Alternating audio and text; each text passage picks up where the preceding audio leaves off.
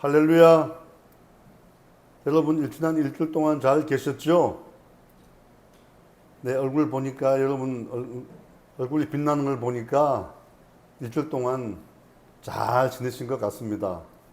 오늘 저는 에베소서 6장 13절에서 17절 말씀을 본문으로 전신갑주를 입어라, 전신갑주를 입어라는 제목으로 말씀을 나누고자 합니다. 사람은 누구나 행복하기를 원합니다.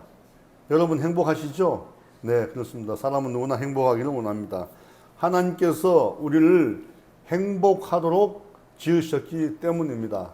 그러나 아담과 하와가 사탄의 유혹에 넘어가서 범죄함으로 말미암아 에덴 동산에서 쫓겨나고 저주를 받아서 땅에서 힘들게 살게 된 것입니다.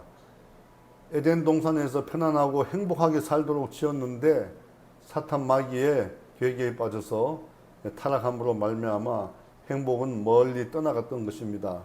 그런데 사탄이 누굽니까? 여러분, 사탄에 대해서 잘 알아야 됩니다. 사탄은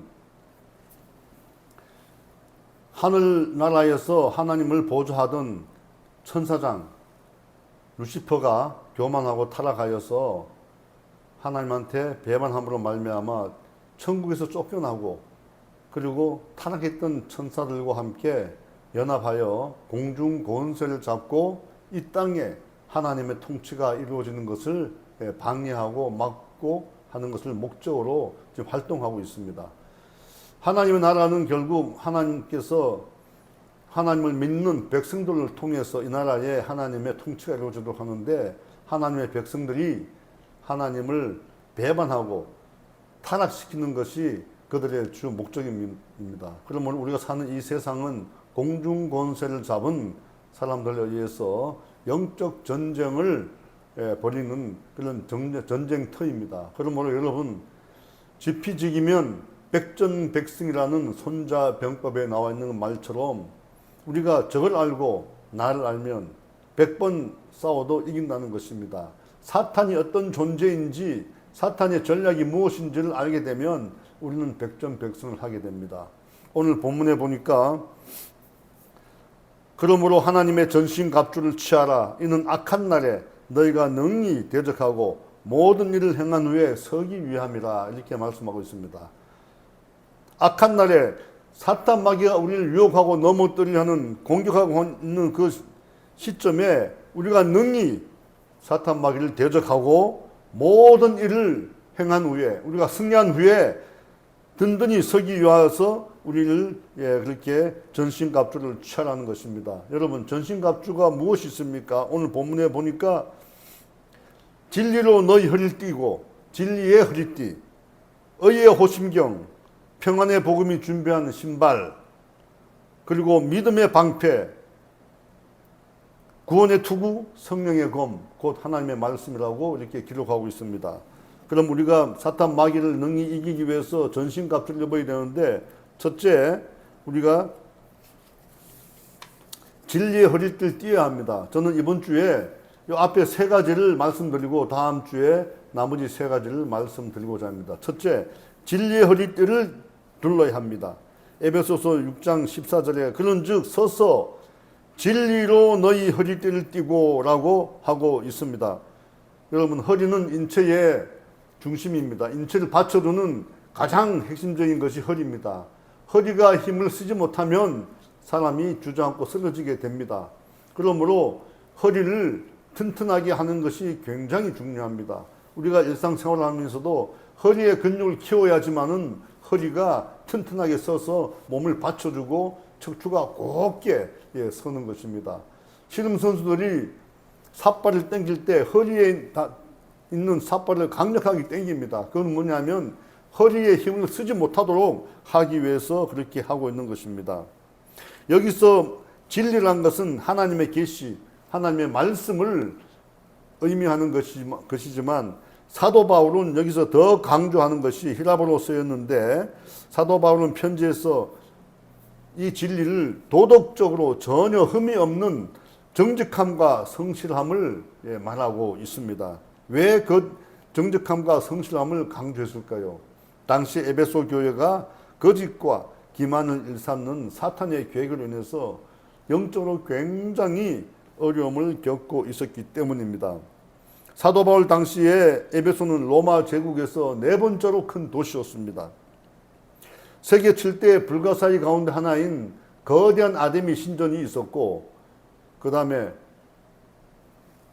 2만 4천 명을 수용할 수 있는 엄청나게 큰 원형 경기장이 있었습니다. 그리고 수십만 권의 장서를 소장하고 있는 거대한 도서관이 거기에 있었습니다. 사람들은 아데미 신전을 구경하기 위해 로마 제국의 전역에서 몰려왔다고 합니다. 거대한 아데미 신전에 와서 그들은 아데미 신을 경배하고 우상을 숭배하는 것이죠. 아데미 신전을 보고 아데미 신에게 경배하고 또 거기서 행음이 일어났던 것입니다.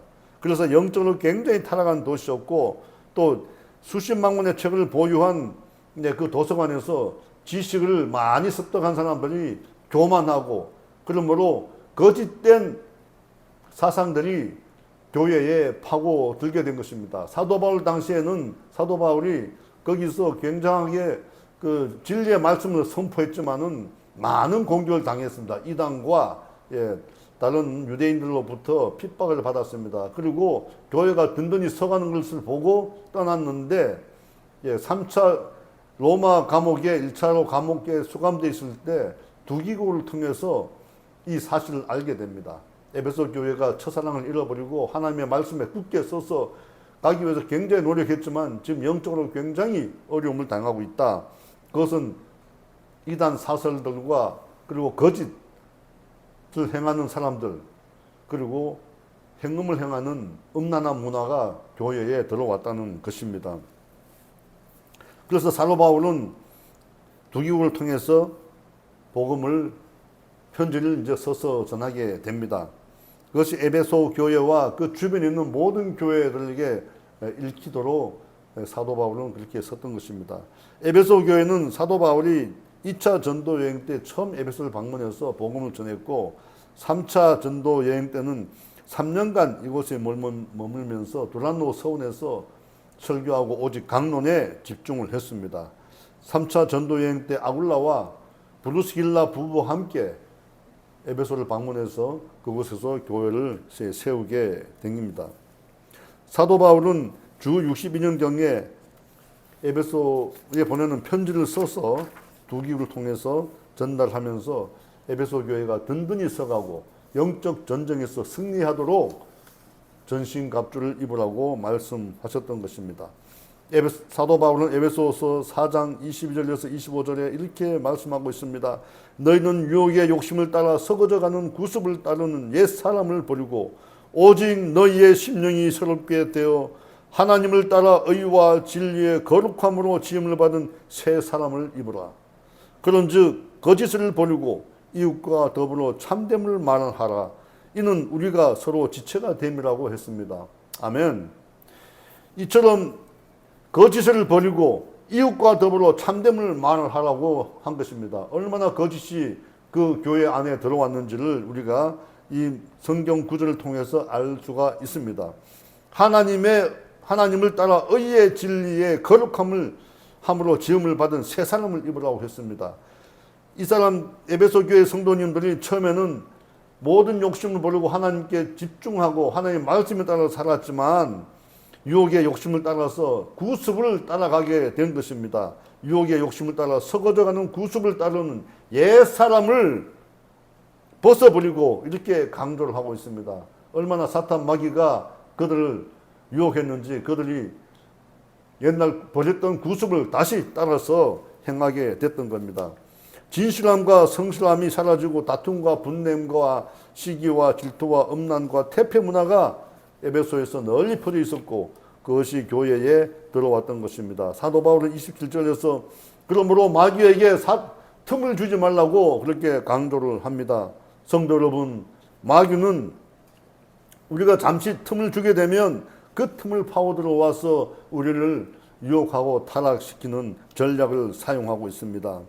서로 시기하게 되고 다투게 되고 서로 분내고 서로 음란하게 되고 그런 것들이 다 마귀의 장난이고 마귀의 계계임을 여러분 아셔야 합니다. 사도 바울은 에베소서 5장 3절에서 음행과 온갖 더러운 것과 탐욕은 너희 중에서 그 이름조차도 부르지 말라고 그렇게 당부하고 있습니다. 8절에서 9절에는 너희가 전에는 어둠이더니 이제는 주 안에서 빛이라 빛의 자녀들처럼 행하라 빛의 열매는 모든 착함과 의로움과 진실함에 있느니라고 말씀하고 있습니다. 여러분 하나님을 믿음으로 말미암아 예수님을 구세주로 믿음으로 말미암아 여러분은 죄인에서 다 죄를 사하시고 어둠에서 벗어났습니다. 빛의 자녀로 새롭게 태어난 것입니다. 하나님의 자녀라는 특권을 가지고 다시 태어나게 된 것입니다. 그런데 하나님의 자녀들이 빛으로 살지 않고 예전처럼 어둠의 자식처럼 산다면 말이 되지 않지요. 여러분 빛의 열매는 모든 착함과 의로움과 진실함이 있다고 말씀하고 있는 겁니다. 여러분 모두 다 진실함과 의로움과 착한 그런 행실을 보여주시기를 당부드립니다. 하나님께서는 그런 분을 기뻐하십니다. 기뻐하시고 그런 분들에게 끝까지 하나님이 함께 하시고 동행하여 하신다는 것을 여러분 잊지 마시기 바랍니다. 여러분 행복하시기를 원하시죠? 그러면 착함과 의로움과 진실함으로 여러분 허리띠를 띠십시오. 그러면 어떤 것이 우리를 공격하더라도 내가 진실하고 성실하고 조금도 부족함이 없기 때문에 든든히 서갈 수가 있는 것입니다. 성도 여러분, 우리는 예수를 믿음으로 말미암아 어둠에서 빛으로 나오게 됐습니다. 빛의 자녀가 되었습니다. 그러므로 빛 가운데 행하고 착함과 의로움과 진실함으로 무장하시기를 예수님 이름으로 축원합니다.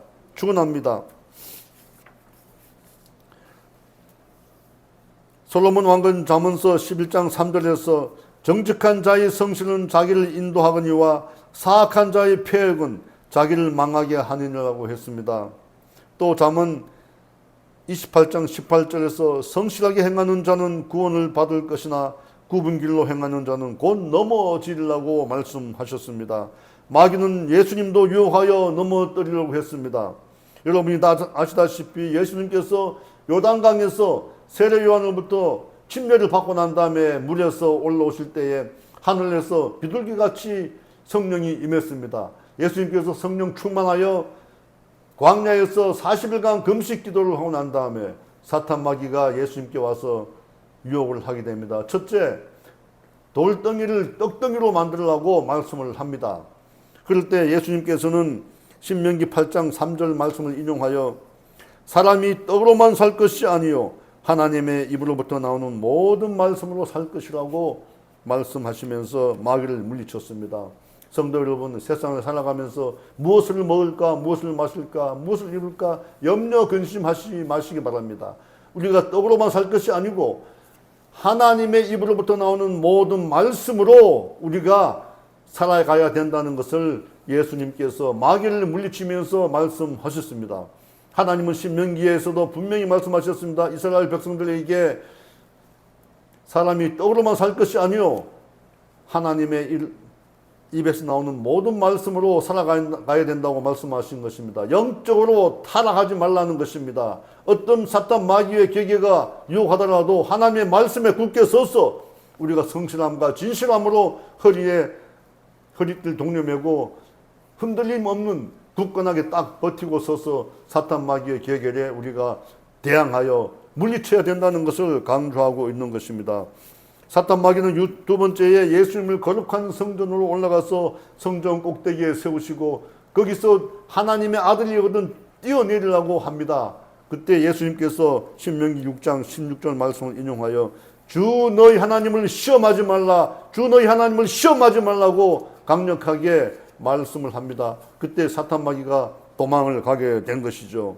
세 번째는 지극히 높은 산으로 예수님을 데리고 가서 그 산에 세우시고 천하 만국과 그 영광을, 천하 만국의 영광을 보여주면서 자기한테 경배하고 자기를 섬기면 이 모든 것을 다 주겠다고 말씀을 얘기를 합니다. 시험을 합니다. 그때 예수님은 신명기 6장 13절 말씀을 인용하셔서 사탄아 물러가라 기록되었으되 주 너희 하나님을 경배하고 다만 그를 섬기라고 강력하게 선포를 합니다. 사탄 마귀는 그제서야 완전히 백기를 들고 예수님을 떠나서 사라지게 됩니다. 여러분, 예수님이 시험 받으실 때 사탄 마귀를 물리치셨고 십자가에서 사탄의 계획을 다 물리치고 굴복시켰기 때문에 우리가 예수님의 이름으로 물러가라고 선포하면 사탄 마귀는 물러가게 되는 것입니다. 여러분 믿습니까? 그렇습니다. 우리는 예수님의 이름으로 물리치면 어떤 고난과 고통이 오더라도 능히 우리가 시험을 이길 수가 있고, 사탄이 우리의 마음을 통해서, 우리의 생각을 통해서 우리를 염려, 근심, 걱정하게 만들지만 우리는 두려움 없이 마귀의 계획을 능히 물리칠 수가 있는 것입니다.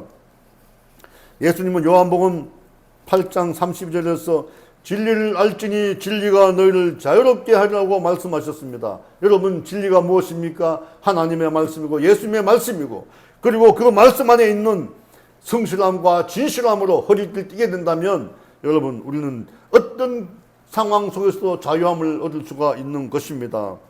두 번째, 의의 호심경을 붙여야 합니다. 의의 호심경. 호심경은 심장과 폐를 보호하는 도구입니다. 심장은 우리 몸에 피를 공급하는 아주 중요한 기관입니다. 심장이 멎으면 피가 공급이 되지 않기 때문에 사람은 사망에 이르게 됩니다. 폐도 마찬가지입니다. 폐가 상하여 호흡하지 못하게 되면 산소가 공급되지 않기 때문에 세포가 죽게 되고 피가 썩어서 사람이 사망에 이르게 되는 것입니다. 예수님은 우리 죄를 다 사하시기 위해 당신의 목숨까지 내놓으셨습니다. 심장과 폐까지 다 내어놓으셨습니다. 그러므로 우리가 그 예수님의 십자가 죽으심으로 인해서 우리는 더 강력한 예수님의 그 심장과 예수님의 피를 우리가 받았기 때문에 우리는 사탄 마귀를 강력하게 대응할 수가 있는 것입니다. 사도 바울이 전신갑주 두 번째로 의의 호심경을 붙이라고 한 것은 하나님이 베푸신 믿음, 그 믿음에 의해진다고 하는 그 칭의가 바로 의의 호심경이 될 것입니다. 그런데 여기서 더 중요한 것은 의의 호심경을 올바르고 선하고 도덕적으로 완전한 그런 것을 의미한다고 사도 바울은 강조하고 있습니다. 그만큼 에베소 교회가 부패하고 엄난하고 거짓과 기만이 판치는 그런 타락한 도시였고, 교회도 그 세속화 영향으로 굉장한 위기를 겪고 있었던 것을 우리가 알 수가 있는 것입니다. 하나님은 거룩한 삶을 굉장히 강조하십니다. 10계명 중에 5계명에서 10계명 인간관계를 나타내는 그 계명에 보게 되면 사람이 살아가는 도덕적 기준과 양심과 질서를 말씀하고 있습니다. 그만큼 도덕적으로 건강해야 개인의 삶을 파괴시키지 않고 가정과 사회와 국가가 잘 유지된다는 것을 우리가 알 수가 있는 것입니다. 안정된 질서 속에서 인간의 삶이 번영할 수 있도록 하나님께서 10계명을 우리에게 주셨는데 5계명에서 10계명이 바로 우리의 인간의 살아가야 될 그 도덕적 기준과 양심과 질서를 말씀하고 있는 겁니다. 하나님을 레위기 11장 45절에서 나는 너희의 하나님이 되려고 너희를 애굽 땅에서 인도해낸 여호와라, 내가 거룩하니 너희도 거룩하라고 말씀하셨습니다. 하나님은 전 인류의 하나님이시고 우주 만물을 창조하신 하나님이십니다. 이스라엘의 백성의 하나님이 아니십니다. 하나님께서 말씀하셨습니다. 아브라함에게 복을 내려주시면서 너를 축복하는 모든 사람들에게 내가 축복하겠고 너를 저주하는 모든 사람들에게 저주를 하겠다고 말씀하셨습니다. 너로 인해서 모든 민족이 복을 받을 것이라고 말씀하셨습니다. 그만큼 하나님은 이스라엘 백성이 하나님이 아니요 모든 인류의 하나님이심을 여러분 기억하셔야 됩니다. 여러분 하나님의 자녀이기 때문에 전혀 두려워할 것이 없습니다. 성경에는 거룩이란 말이 1000번 이상 나옵니다. 제가 거룩이란 말을 찾아보려고 성경 구절을 정리한 책을 찾아봤는데 다 헤아리다가 너무 많아서 헤아리지 못하고 덮었습니다. 그런데 1000번 이상 나온다고 하는 기록이 있어서 제가 말씀을 드리는 것입니다.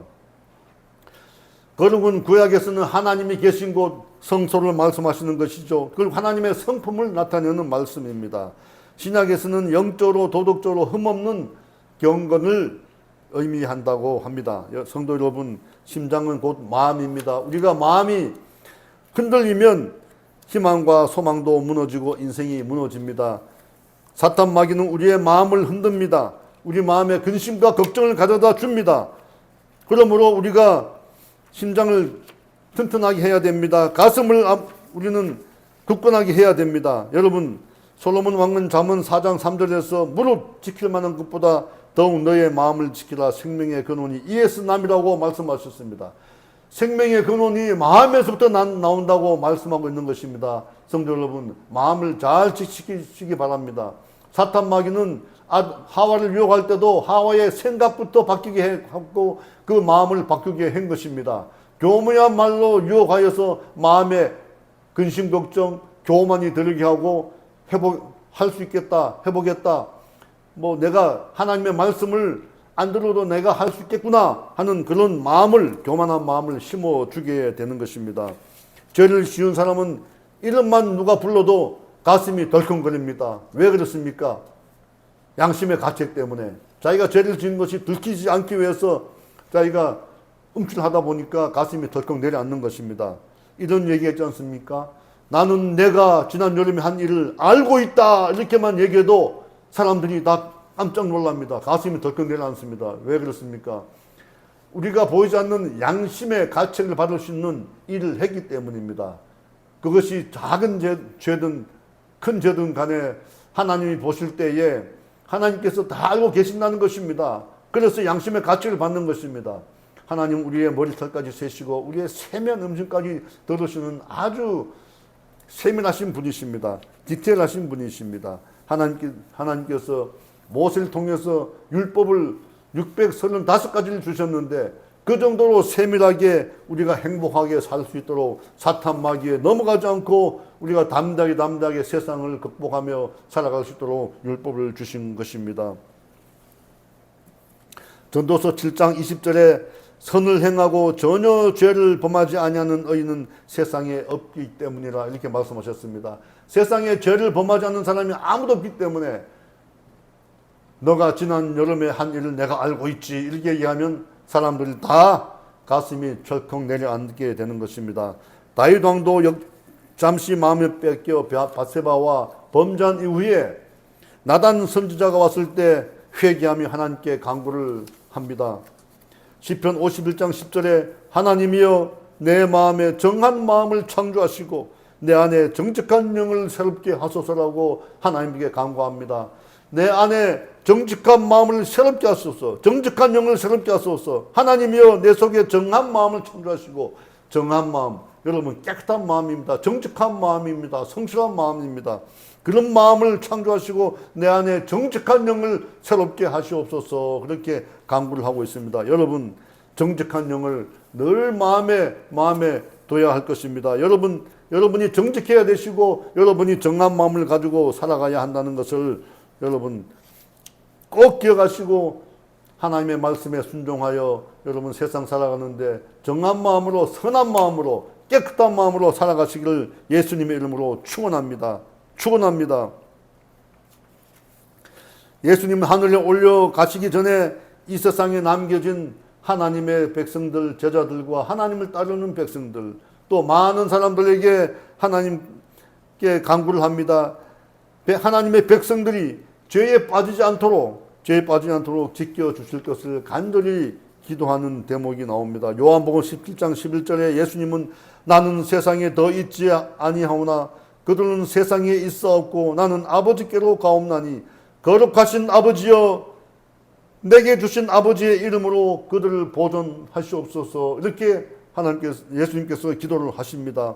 또 17절에 그들을 진리로 거룩하게 하옵소서. 아버지의 말씀은 진리이니이다. 이렇게 말씀하고 있습니다. 성도 여러분, 예수님께서도 올라가시면서 우리가 사탄 마귀 계계에 혹시 유혹에 빠져서 타락하지 않을까 염려 근심 걱정하시면서 하나님께 간구를 합니다.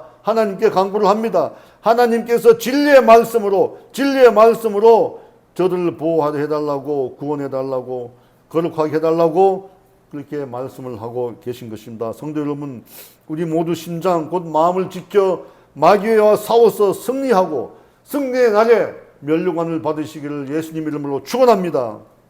셋째, 평안의 복음이 준비한 것으로 신발을 신어야 합니다. 평안의 복음은 예수님의 화평의 복음을 말씀하고 있는 것입니다. 하와가 범죄함으로 말미암아 하나님과의 담이 쌓여 담으로 막혔던 인간과 하나님의 관계가 예수님으로 인해서 다 무너졌습니다. 예수님께서 십자가에서 우리의 죄를 다 사하심으로 하나님과 인간과의 막힌 담은 무너지고 우리는 하나님의 자녀가 되는 신분을 얻었습니다. 그러므로 하나님의 권세로 사탄과 영적 전쟁에서 승리를 할 수가 있는 것입니다. 사람이 살아가면서 자신이 누구인지, 내가 왜 지금 여기 있는지, 내가 무슨 일을 하고 있는지를 알게 된다면 여러분 흔들림 없이 당당하게 세상을 살아갈 수가 있을 것입니다. 그것을 확실하게 정체성을 갖고 있는 사람은 사탄 마귀 어떤 고난과 고통이 오더라도 여러분 승리하게 될 수가 있는 것입니다. 정체성이 불분명한 사람은 의미 없고 목적이 없는 삶을 살아가기가 쉽습니다. 그러나 정체성을 분명히 갖고 있는 사람들은 어떤 공격과 어떤 시험에도 능히 이기고 그 정체성에 맞게끔 살아갈 수가 있는 것입니다. 마귀의 작은 공격에도 흔들리고 무너진 사람들은 정체성이 없는 사람들입니다. 그러나 정체성이 분명한 사람들은 마귀의 공격을 쉽게 물리칠 수가 있는 것입니다. 소년 다윗은 아버지의 심부름으로 블레셋과 싸우는 형들에게 먹을 것을 갖다 주고 형들의 안위를 확인하러 갔다가 골리앗이 이스라엘 군대를 농락하는 것을 보고 강한 의분이 생겼습니다. 사울 왕에게 나아가 내가 골리앗과 맞서 싸우겠다고 얘기를 합니다. 사울 왕이 볼 때 골리앗은 구척 장신인데 다윗은 작은 소년 아닙니까? 안 된다. 너 나가면 너는 죽는다. 그러니 너 나가지 마라. 너 형들이 있고 여기 군대가 있으니 저들에게 맡겨라. 그렇게 얘기를 합니다. 형들도 다윗에게 싸우러 나가지 말라고 만류합니다. 너까지 그것이 나가서 어떻게 싸우겠느냐. 그래서 골리앗과 어떻게 맞서 싸우겠느냐. 그렇게 만류를 하게 됩니다. 그때 다윗은 이렇게 얘기를 합니다. 양을 칠 때 사자와 곰이 공격했는데 그때도 나는 사자와 곰을 물리쳤다고 말씀을 하고 있습니다. 사무엘상 17절 36절에 주의 종이 사자와 곰도 쳤은즉 살아계신 하나님의 군대를 모욕한 이 할례받지 않은 블레셋 사람이니까 그가 그 짐승의 하나같이 되리이다. 이렇게 말씀하고 있는 것입니다. 여러분 다윗의 정체성을 보십시오. 하나님을 완전히 믿는, 하나님을 신뢰하는 하나님의 백성 아닙니까? 하나님의 아들 아닙니까? 하나님의 자녀가 아닙니까? 여러분 다윗과 같은 그런 분명한 정체성을 가지고 살아가시기를 바랍니다. 골리앗과 다윗은 누가 봐도 비교가 되지 않을 그런 상대였습니다. 그러나 다윗은 구척 장신 골리앗을 물맷돌 하나로 물리치게 됩니다. 지금 얘기하면 굉장히 과학적인 것입니다. 골리앗이 창을 던질 때 다윗은 멀찌감치 피할 수가 있었습니다. 그러나 물맷돌을 갖다 휘둘러서 던지면 불과 1초도 안 걸려서 그 물맷돌이 골리앗에게 닿게 됩니다. 지금으로 말하면 미사일입니다.